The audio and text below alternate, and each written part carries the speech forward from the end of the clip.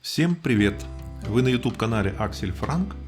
Это у нас Австрия, Каринтия и котик Арчик, который после боевой ночи лежит, умывается. А сегодня мы с вами поговорим немного о колючках и прочих проблемах, с которыми сталкиваются кошки, которым разрешено гулять по улице. А также увидим бравых мотоциклистов, поговорим про один интересный куст, а также про кошку Анфису. Сейчас ее выход.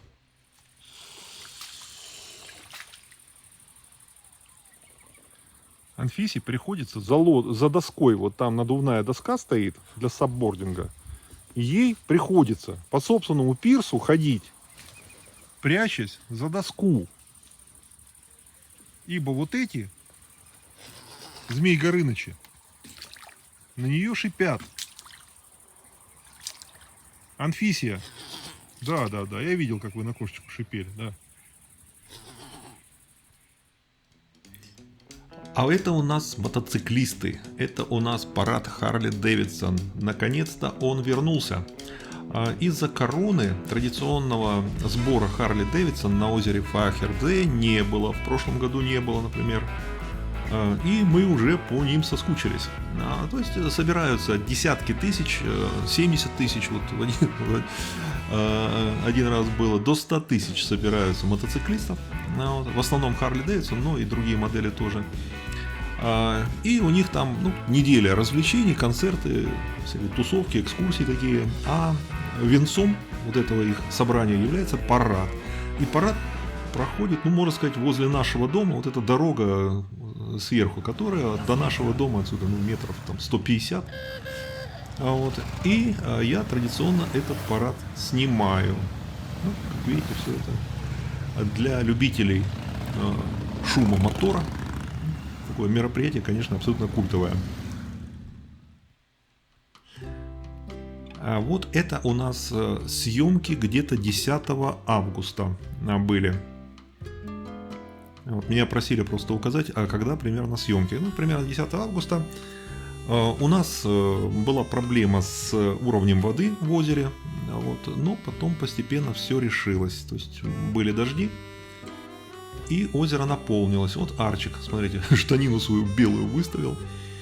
У нас кошки перешли, к классическому образу жизни котов. То есть они ночью ведут ночной образ жизни, а потом отсыпаются. Вот смотрите, Арчик взывает к совести птичек. Ему очень хочется с ними познакомиться поближе, а мы, как назло, вот так высоко повесили. Он допрыгивает, но они успевают взлететь. Он прыгает, цепляется за сетку, но птички успевают сообразить и улететь. Так что у него неудачная охота. А он за ними наблюдает. Это для него как такой кинотеатр в свое время. Контактный зоопарк для кота Арчика. Лантана у нас. Лантана, она, я помню, на Канары приехали. Нет, не на Канары. Что же это было? Господи, это Сардиния была. На Сардинии, и там лантана растет как сорняк вдоль тропинок. Помидоры наши, я сорт указывал, это сорт Пепе, черри. Помидоры очень урожайные, очень такой. Меня спрашивали, поэтому показал. Там наш виноград, тоже мы его уже собрали, уже поели. Белый виноград такой.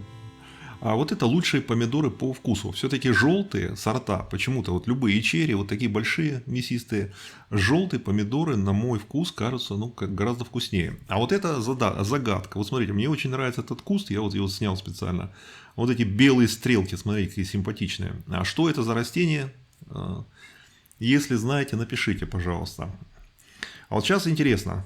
Смотрите, кукуруза очень-очень высокой выглядит. Я вам сейчас покажу. Реально, с моим ростом сравню, у меня там 1,91 м был когда-то. И можете прикинуть высоту. Сейчас я сниму на уровне груди и потом буду поднимать камеру. Вот это на уровне моего роста, я камеру прямо держу. А вот это уже выше. Выше. Самый высокий там, я думаю, около 4 метров.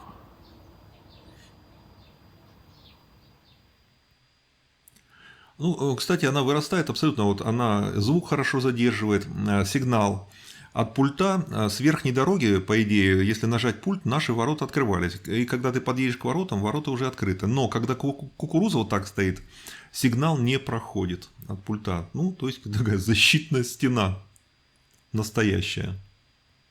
Ему с утра колтуны все Нет, у убрали. него колтунов не было, у него были Ну, вот не, эти не вот, колтуны, эти колючки. семена, которые вот эти Семена, да. круглые. А потому что он по кустам шарахается всяким, по кукурузным зарослям. Нет, он А там больше- мало ли что растет. Как забыла, как называется, подмаренник, кажется. Подмаринник? Подмаренник. Подмаринник? Кажется, да. Надо вот Господи. еще посмотреть. Правильное название. Ну да. Ну, шубка у него очень хорошая, хочу сказать. Он такой густая такая, знаешь. Под 30 градусов как раз, когда, да, жара, вот как раз в такой шубе гулять. Он же по ночам гуляет. Ну, поэтому по ночам они прохладно, хотят почему и по ночам ему, гулять, поэтому. Важно. Я представляю, как он зимой будет. Ну да. Конфиска где-то тут вот в этих кустах спит. Я ее там видела. Что-то меняется погода как-то, вот, только непонятно в какую сторону. Хорошую, жары нет. А на жару меняется? Нет, наоборот. Ну не знаю. Мне бы немножко жары тоже хотелось. Ворумить.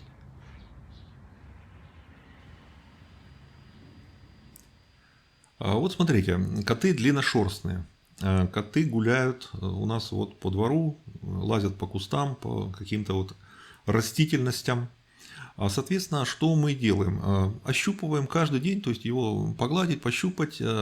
Если какие-то колючки, что-то такое, веточки какой-то, это руками вынимается все. Если что-то там сказать, можно расчесать щеткой, расчесываем его. Если колтуны, ну вот у него под мышками образуются колтуны, мы уже знаем, там у него склонность какая-то под мышками именно. Там не расчесать, ну нереально, не расчесать, не разобрать руками вот этот колтун.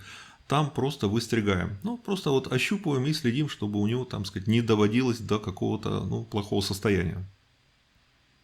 Сегодня у нас дождливый день. Это хорошо.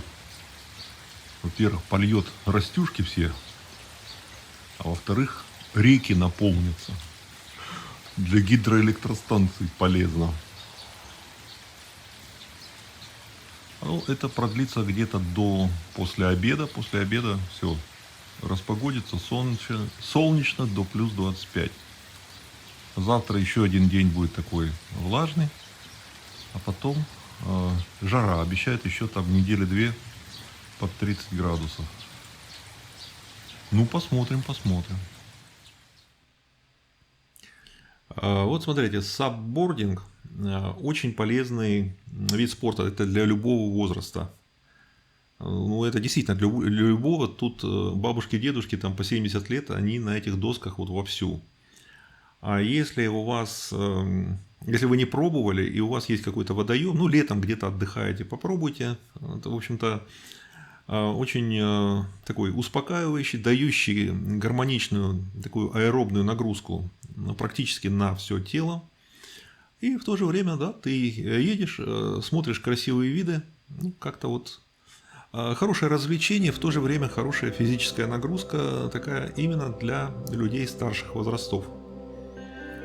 А вот смотрите, рыбаки у нас, маньяки, с огоньками плавают, очень романтично смотрится. Вот. И начинает распускаться вот эта наша ночная свеча, ослиник. У меня на канале есть шортс, где он распускается в течение минуты, так сказать, на ускоренной перемотке как бы. Посмотрите, если не видели, но это смотрится как настоящее чудо. Ладно, привет вашим котикам, у кого они есть, а у кого нет, заведите котика. А на этом все. Пока-пока.